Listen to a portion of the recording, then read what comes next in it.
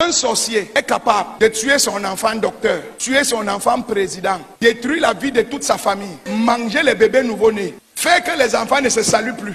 Pour aller dans l'eau, avoir la puissance, avoir la gloire, avoir une grande chaise, être un roi dans l'eau. Il détruit ici. Tu le vois dans une vieille maison le jour, mais la nuit, il vit dans un étage avec les lumières que toi-même tu ne peux pas imaginer. Tu vois sa maison la nuit, même le président n'a pas le genre de maison là.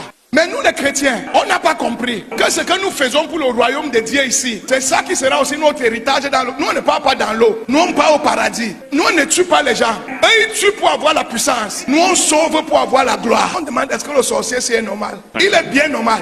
Il fait le travail de son père. Il vous écrase tous. Mais nous les chrétiens, on ne veut même pas que quelqu'un vienne prier dans notre maison. Arrivé au bureau, on cache notre Bible dans le sac. Pendant que les sorciers ont les hôtels dans le même bureau. Les sorciers ont les gris-gris dans le même bureau. Les sorciers font les réunions dans le même bureau. Toi le chrétien, tu as honte de ton Jésus. Et tu te demandes pourquoi depuis la promotion on ne vient pas. Tu formes les gens, on les nomme, toi on ne te nomme pas. Où est ton Dieu dans ce bureau? Le marché, le comptoir du marché, il doit avoir un moment en journée où tu arrêtes de vendre.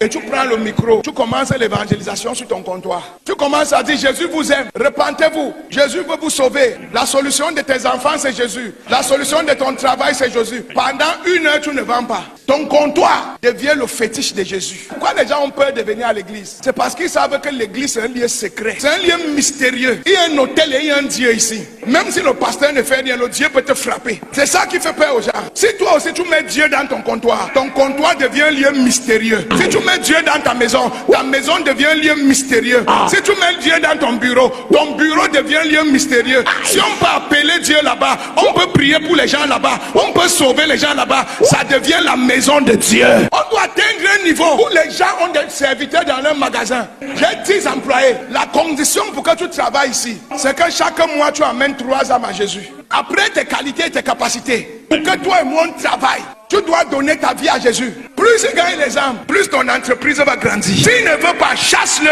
Prends quelqu'un qui va faire le travail. Il y a des sorciers, ils ont des bureaux. Si tu n'es pas sorcier, tu ne peux pas travailler là-bas. Il y a des postes dans le gouvernement. Si tu n'es pas initié, on ne te donne pas.